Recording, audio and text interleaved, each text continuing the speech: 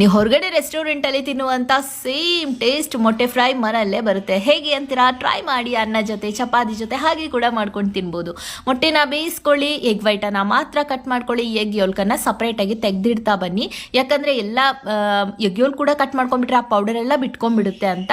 ಹಾಗಾಗಿ ಎಲ್ಲ ಮೊಟ್ಟೆನೂ ಇದೇ ಥರನೇ ಕಟ್ ಮಾಡ್ಕೊಳ್ತಾ ಬಂದು ಬಾಣಲೆಗೆ 2-3 ಸ್ಪೂನ್ ಎಣ್ಣೆನ ಹಾಕ್ಕೊಂಡು ಅದಕ್ಕೆ ಖಾರದ ಪುಡಿ, ಅರಿಶಿನ, ಒಂದು ಸ್ವಲ್ಪ ಉಪ್ಪನ್ನು ಹಾಕಿ ಕಟ್ ಮಾಡಿರುವ ಬೇಯಿಸಿದ ಮೊಟ್ಟೆಯನ್ನು ಹಾಕ್ಬಿಟ್ಟು ಅದನ್ನು ಫ್ರೈ ಮಾಡ್ಕೊಂಬಿಡಿ, ಗೋಲ್ಡನ್ ಬ್ರೌನ್ ಆಗಲಿ.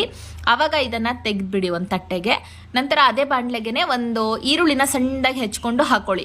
ಸಣ್ಣದಿತ್ತು ಅಂದರೆ 2 ಈರುಳ್ಳಿ ಬೇಕಾಗುತ್ತೆ, ದೊಡ್ಡದಿತ್ತು ಅಂದರೆ 1 ಈರುಳ್ಳಿ ಹಾಕೊಳ್ಳಿ.